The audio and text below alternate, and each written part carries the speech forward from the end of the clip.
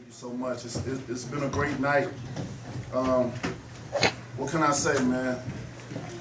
We had to break out myself back down to the basics. You know, when you become a champion and you become a champion as long as I've been unifying the division, as long as I've have defended my title. Sometimes it makes you get lazy at times when you become a champion for so long, you know. And with this fight, I had to break myself back down. Of course, there was a lot of animosity, a lot of chaos, a lot of bad blood that was against me and my opponent, and that was the fuel to my fire to get myself in the best shape that I've ever been. This camp reminded me of when I first won my world title. You know, I had to break myself all the way back down to the basics, and I enjoyed every moment of it. You know, it was many times where my body was sore, many times where I was in the bed, I couldn't get comfortable, you know, and I got a very nice bed at the house. And I remember getting upset because, you know, I needed sleep, but my body wouldn't allow me to because of the sparring, because of the strength training, you know, all the things that I was doing to prepare myself for this right here, you know. And it takes a lot of hard work, it takes a lot of dedication to just be a fighter, period. You know, a lot of people don't understand what type of work it takes to do what we do each and every night, on top of risking our lives each and every time in the ring. As I always say, our head is not meant to be hit in the first place. That's why I say you must respect all your fighters, you know, that steps in the ring, no matter, you know, no matter what type of level they are. You gotta respect them because, man, we pay a price each and every time. You know, there's no money in the world that can amount to our lives or going back to our family. And I know I say a lot of things, and I mean a lot of things, but, you know, like I said before, I come from the old school of things, is that, you know, when you got animosity against each other and you guys want to duke it out, what's the best way? What's the best way? The original way is to put these hands up, and sometimes you have to put your hands on somebody, and then what made the best man wins. And after that, you can hug each other, you can love each other, and live to see another day. And that's the thing we did tonight. You know, we get to live to see our family. I'm here to see so many beautiful people, and you know, that's here now. And now we move on to the next step. Questions? Deontay. Before we have any questions, we also want to introduce Shelly Finkel, who is Deontay Wilder's co-manager, JD's, who is his trainer and his co-manager as well. So we're going to take questions now for Deontay, but they're also available to answer. Deontay. Questions into the mic, guys. Deontay, Darren Smith out of Kansas City. No, hey, sir. Questions into the mic. Deontay Duncan McKenzie McCarthy from Australia. You said before the fight that you wanted to kill Dominic. When you hit him flush with that big right hand, for a fraction of a second, did you think you had killed him? I mean, I didn't even see what I did until I saw the replays. I know I have tremendous power. That's no secret. And at this point, I think I've proved myself with the record that I have and the many a body that hit the canvas. You know, because of my power that I display. I'm an intelligent fighter. I'm very smart in the ring, you know, where I set these guys up. And they say speed is power, but if you have power on top of speed, it's I don't know what to call my right hand anymore. You know what I mean? Dynamite. It's the hammer of Thor. The hammer of Thor. I mean, it matched with the uniform I wore tonight. So, you know. Exactly. But the heavyweight division, when I look at the heavyweight division, it's all based off of power. And I have tremendous power, and I'll taste it against any man that step in the ring with me. That's what makes me the most dangerous man in the world. You know, and that's just because I says it, because of my action inside of the ring. Deontay, Darren. Deontay, Chris Glover, Boxing Monthly. Congratulations on a fantastic victory. Thank you. One thing about Dominic Breazeale is he's also fought Anthony Joshua. People are going on about you fighting Anthony Joshua. Anthony Joshua didn't do that to Dominic Breazeale. Does this fight really establish where you're at ahead of Joshua, or does it help people compare what level you're at and what level Joshua is at? I mean, it's hard. You know, when you're in boxing, we always say styles make fights, and it's so true. You know, certain styles may not complement other styles, and with Brazil's style, it complements mine. Any guy that gets in the ring and can't move their head or not flexible, you know, it's perfect for me, you know, because I'm gonna set you up, and I'm faster than what people think. You know, people think, oh, he just got a right hand, so you stay away from that, you know. But when I settle myself down and really use my intelligence in the ring, magic happens. And tonight I displayed that, you know. We can compare all we want, but you know, at the end of the day, when both of us get in the ring, you know, you don't know what's gonna happen. You know, I can't say, you know, that I'm gonna knock him out. I can't say he's gonna knock me out. We just have to see when that time comes and see what happens. Deontay, Darren Smith, Kansas City, Fox Sports Radio. You trained obviously hard for this fight. This is your 40th knockout. Would you say that this knockout heard around the world kind of puts you more so on the map where people know where you're finally getting the respect as a world heavyweight champion? And then also, second part question, is it safe to say that after your performance tonight, this is why Joshua is avoiding you? I mean, this fight is definitely heard around the world, you know, and I'm finally getting my respect. You know, it took a long time, but I'm very patient, you know. Where I came from, I had to be patient. You know, even from the Olympics, a lot of people don't even know I was a bronze medalist. But even on top of that, how I got the bronze medal, you know, it was 246 guys in there, and I was the 246 guy, least experienced guy. 278. 278. You know, I ain't want to, you know, pick myself up. But, you know, I'm happy with all my accomplishments. You know, I'm happy with where I came from and how I started. You know, I started from the love of my daughter that was born with spina bifida, and that was a poster my mother once gave me when I was young, and the poster read, "You don't know what you can do until you try." And those words hold dear to my heart to this day. You know, that's why I tell everyone has greatness in them, because greatness is only determined by service. And if you don't apply your service, you just don't know how great you are, how great you can become. You know. And over time, and I applied my service, and I apply my service each and every time. And, you know, and I display greatness when I step in the ring. And the second part of your question, I put fear in any man. You know, a lot of people say if fighters not scared, you know, they get, you know, they can't be scared. Well, we're human. You know, we're gonna have those tendencies of fear, you know, until we get in the ring, and that's how we overcome our fear. Everyone in this room is scared of something, you know. But there comes a time where we must face our fears. With me, no man wants to get humiliated on national TV, and their body drops like that. You know, you just never know what it's gonna do after you get hit from a devastating punch. You know, you can fall on your face, you can ball up, your legs can bend, and you know, you can fall out the ring, many different things, and no one wants that highlight on them, because the way the internet is set up right now is undefeated.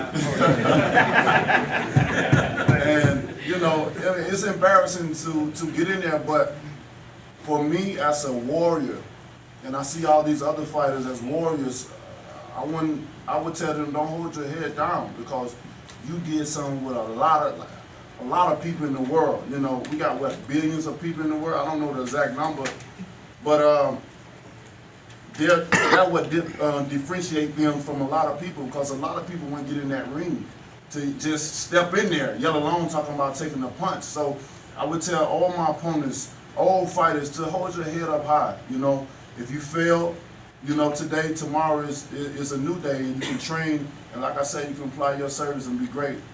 But I'm a big threat to anybody in the heavyweight division, and each and every time I display that, not only with my words, but with my action as well. Hey Deontay, congratulations on the win.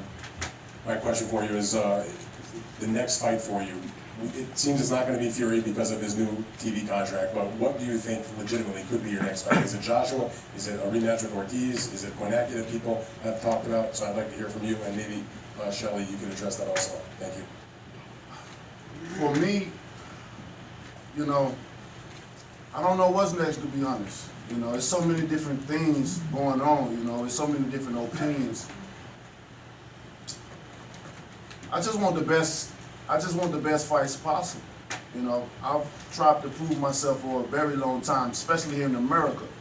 You know, it was dead here for 10 years. You know, no one even knew who was the heavyweight champion of the world war.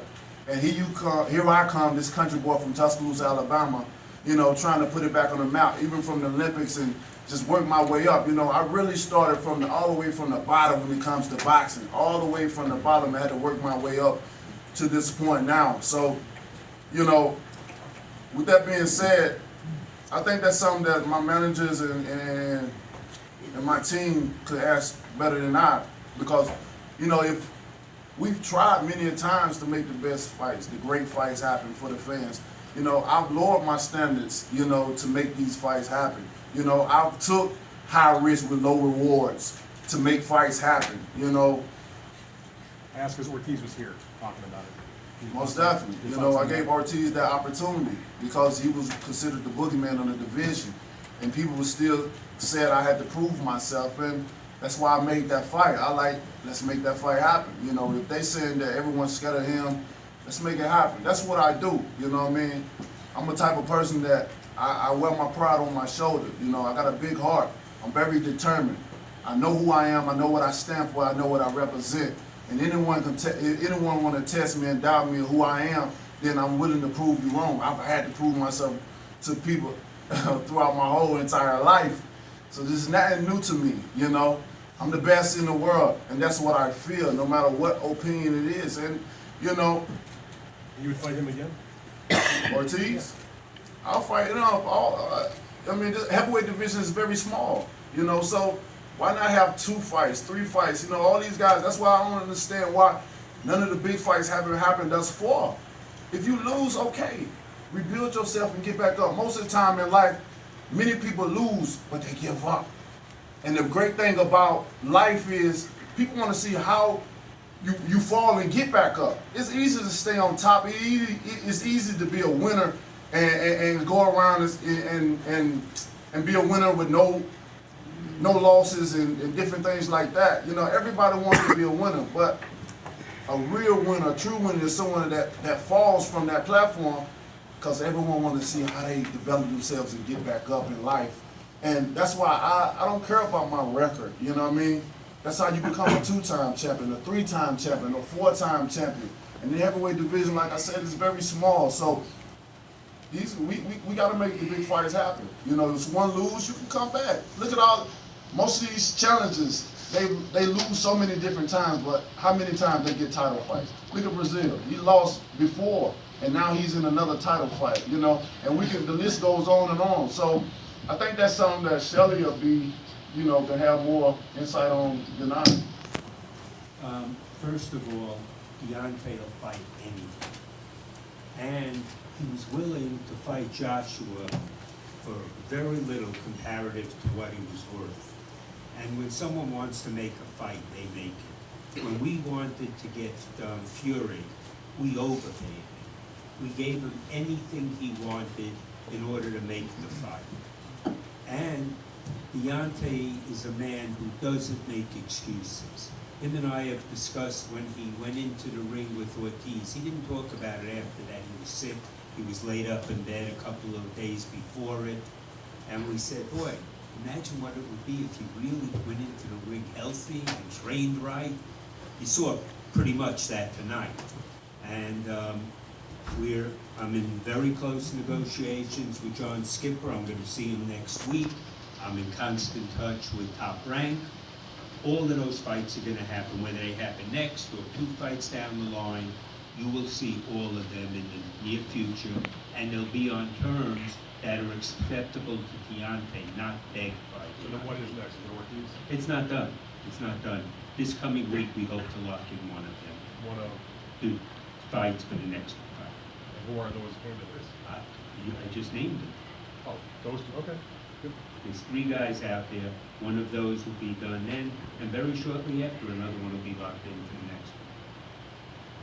Deontay Wilder, we know this sport. Congratulations. You said this was much more than a boxing match, but then after your victory, there was a lot of animosity, but then you went on and hugged your opponent. What does this say about the sport of boxing and your approach to it?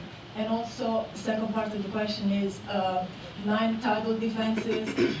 how important or crucial is patience in this sport, and what does it take to be a long-term champ? Patience is very important in the sport, you know, because I mean, boxing is like the weather; it changes up all the time. You know, even when you think you have something set in stone, the next minute it changes. I mean, that was once upon a time a fighter, you know, stepped in the ring, and when the bell said ding, he got out of there. You know, I'm sure the other opponent was like, man, you messed up my money. You know, I've trained so hard for this fight, and just to get to this point, we in the ring facing each other, and now you're gonna step out. See, those things in boxing, I mean, boxing keep you on your toes. You know, the business side of boxing is a crazy thing as well.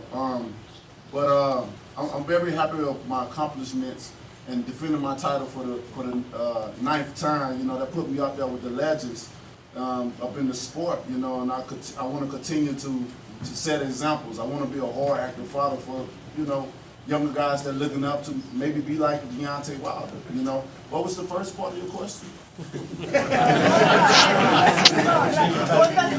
Hugging him after. What does it say about your approach to boxing and the sport of boxing itself? Well, I think I show my character, you know, not only outside of the ring, but inside of the ring as well. You know I'm a type of person, I always say I'm passionate about what I say, I'm passionate about what I do. And, you know, for me, I say some of the darndest things. Sometimes I make up my own words sometimes. You know, you may not even understand sometimes what I say, but that's just my passion that come out. And like I said, I've been raised by the old school guys, you know. Yeah, if you have animosity, if you have some type of ill will towards a person, let's fight it out. You know, that's where I come from. Let's fight it out, and once you get finished, you know, if you got the best of me or if I got the best of you, we can hug it out. I mean, there's always tomorrow, and that's what it is. And that just right there, that's just what I displayed in the ring. You know, we have so much bad blood against each other, but I did what I had to do. All the negative energy I had towards him, everything that was built up inside of me, I had opportunity to release. That's why boxing is very important. It's a very important sport for me because it gives me the opportunity to release negative energy, even if it has to be on a human being, you know, and I love